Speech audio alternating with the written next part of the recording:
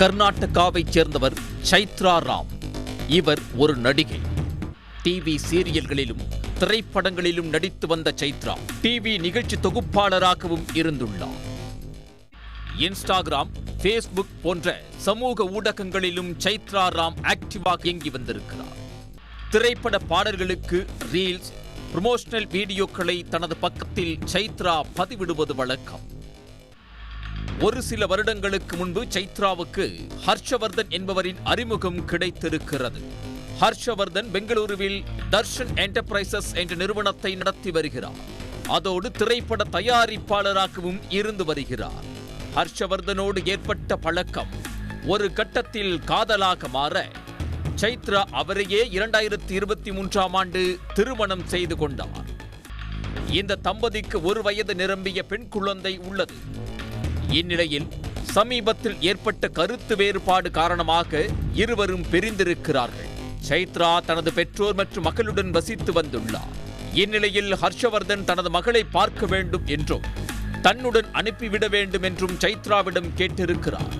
ஆனால் அதற்கு சைத்ராவும் அவரது குடும்பத்தினரும் அனுமதிக்கவில்லை என்று கூறப்படுகிறது. இதனால் ஆத்திரமடைந்த ஹர்ஷவர்தன் தனது ஆசை மகளை மீட்க ஒரு திட்டத்தை தீட்டியிருக்கிறார். அதாவது தனது மனைவியை கடத்தி மிரட்டி மகளை பறித்துக் கொள்ள நினைத்திருக்கிறார். அதன்படி தனது நண்பர் கௌஷிக் என்பவர் மூலம் மைசூருவில் ஒரு படப்பிடிப்பு இருப்பதாகவும் அதில் கலந்து கொள்ள வேண்டும் என சைத்ராவிடம் கேட்டுள்ளார். சைத்ராவும் படத்தில் நடிக்க ஒப்புக்கொள்ளவே 20,000 ரூபாய் முன்பணமும் கொடுக்கப்பட்டிருக்கிறது. வீட்டுக்கே காரில் வந்து அழைத்துச் செல்வதாக கௌஷிக் சைத்ராவிடம் கூறியிருந்தார். சம்பவத்தன்று கௌஷிக் சைத்ராவை படப்பிடிப்புக்கு அழைத்துச் செல்ல அவரது வீட்டுக்கு வந்திருக்கிறார். கார் ஷூட்டிங் ஸ்பாட்டை நோக்கி விரைந்திருக்கிறது. அப்போது நடுரோட்டில் திடீரென கௌஷிக்கின் காரை மற்றொரு கார் வழிமறித்து நிறுத்தியிருக்கிறது. அதிலிருந்து இறங்கிய ஹர்ஷவர்தன் சைத்ராவை தாக்கி தன்னுடைய காரில் கடத்தி சென்றிருக்கிறார்.